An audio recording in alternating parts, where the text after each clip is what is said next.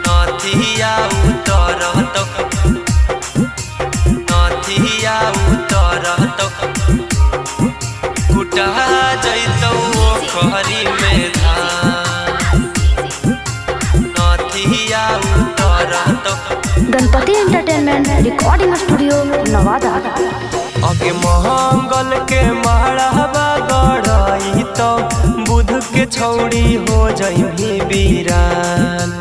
मंगल के माड़ावा गढ़ई तो बुध के छौड़ी हो जइमी बीरान। आगे वही दिन नथिया उतरत कुटा जैतौ खरी में धान। आगे वही दिन नथिया उतरत कुटा जैतौ खरी में धान। मंगल के माड़ावा गढ़ई तो बुध के छौड़ी हो जइमी बीरान। मंगल के माड़ावा गढ़ई तो बुध के छौड़ी हो जइमी बीरान। आगे वही दिन नथिया उतरत कुटा जैतौ खरी में धान।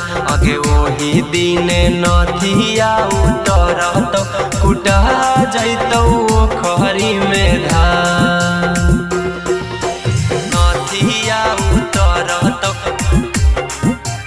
नथिया उतरत कुटा जैतौ खरी में धान। नैहर के यारावा के जइमी तू छोड़ के गे मारो के बीचे पियावा संगे गेठी जोड़ के गे संगे गेठी जोड़ के गे। नैहर के यारावा के जइमी छौड़ी छोड़ के गे अंगना के बीचे पियावा संगे गेठी जोड़ के गे। हमारा जैसन प्यार नहीं करतौ लेना छौड़ी बतिया गे मान। अगे हमारा जैसन प्यार नहीं करतौ लेना छौड़ी बतिया गे मान। आगे वही दिन नथिया उतरतौ कुटा जैतौ खरी में धान। आगे वही दिन नथिया उतरतौ कुटा जैतौ खरी में धान। नथिया उतरत